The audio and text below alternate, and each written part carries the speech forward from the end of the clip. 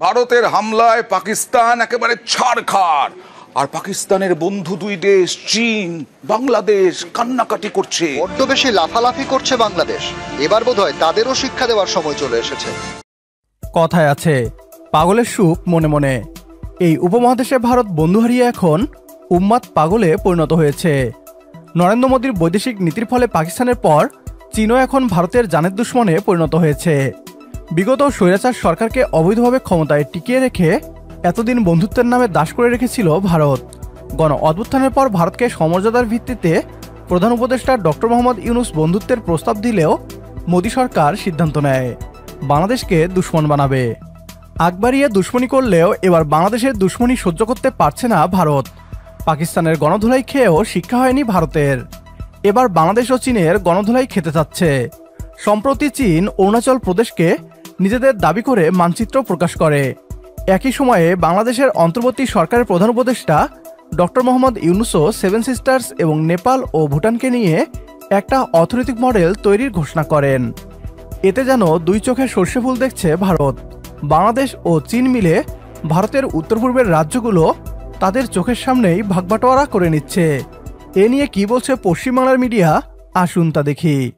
ভারতের হামলায় পাকিস্তান একেবারে ছাড়খাড়।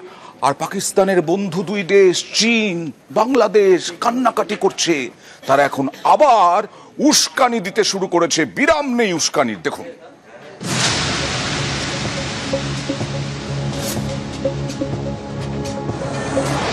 ভারতের প্রত্যাঘাতে বুক থুবড়ে পড়েছে পাকিস্তান। এতে বোধহয় পাকিস্তানের দুই বন্ধু চীন বাংলাদেশের চোখে জল।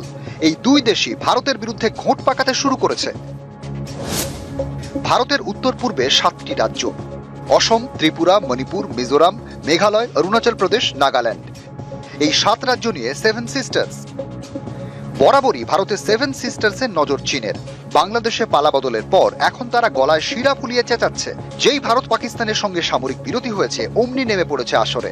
সম্প্রতি নেপালে গিয়ে বৈঠক করেন বাংলাদেশের উপদেষ্টা সরকারের প্রধান মোহাম্মদ ইউনূস।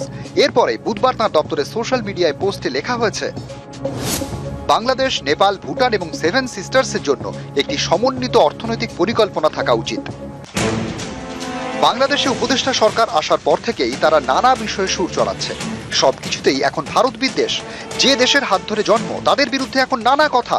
পেহেলগাঁওয়ে পাক জঙ্গিরা হত্যালীলা চালানোর পরেও পাকিস্তানের পাশে দাঁড়ান বাংলাদেশের অনেকেই। সেদেশের অবসরপ্রাপ্ত major general ALM Fazlur Rahman 1 মে সোশ্যাল মিডিয়ায় তিনি লেখেন, ভারত পাকিস্তানে আক্রমণ করলে বাংলাদেশের উচিত উত্তর পূর্ব ভারতের 7 রাজ্য দখল করে নেওয়া।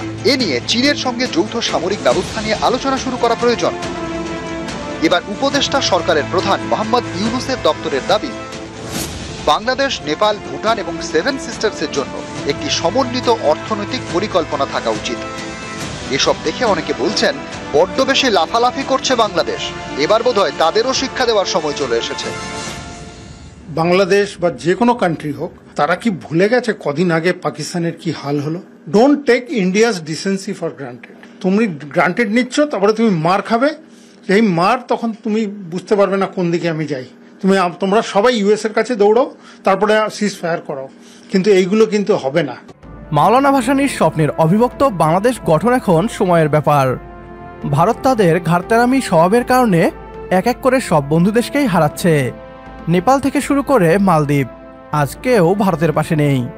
ভারতীয়রা প্রায় বলে থাকে ধর্মের কারণেই নাকি বাংলাদেশের মানুষ ভারতকে ঘৃণা করে, অথচ তাদের আপন ভাই নেপালিরাও ভারতীয়দের আগ্রাসনে বিরক্ত।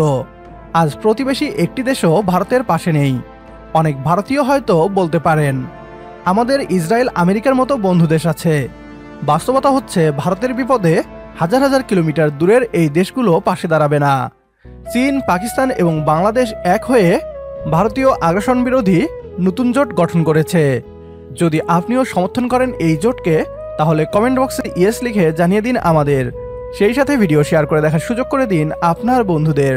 পরবর্তী ভিডিও দেখার আমন্ত্রণ জানিয়ে বিদায় নিচ্ছি আজ। আল্লাহ হাফেজ।